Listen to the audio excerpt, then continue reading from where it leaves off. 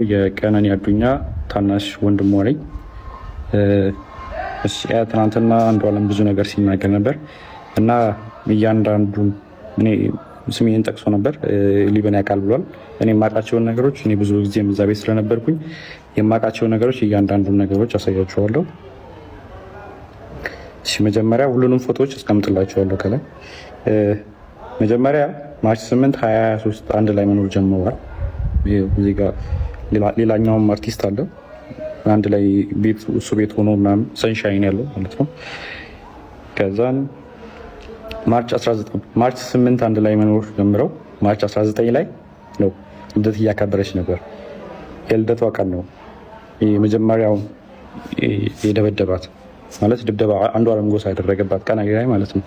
ይሄ ደግሞ የቪዲዮ ለቅቄው ነበረ። የምታስታውሱ ከሆነ እዚህ አይኗ ጋር እንትን ያለው በጣም እንትን ብሎ የነበረው በልዞ የነበረው ፎቶን ስለማስቀምጠው ታዩታላችሁ። እዛ ላይ የነበረው ነው የመጀመሪያው እሱ አለ።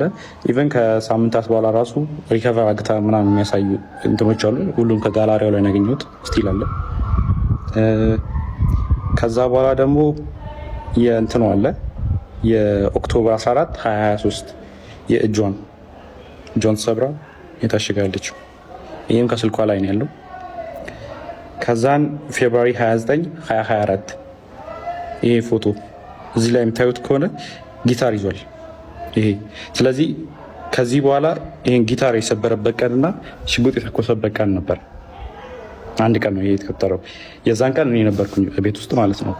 ከዛም ጠዋት አንዷለም ያው ሌሊት አምሽቶ ነው የሚመጣው። በቃ ጠዋት ሊነጋ አካባቢ ሲል ነው የሚመጣው ወደ 11 ሰዓት አካባቢ ምናምን እና ሁሌ የዛን ሰዓት ጭቅጭቅ አለ አንዷለምና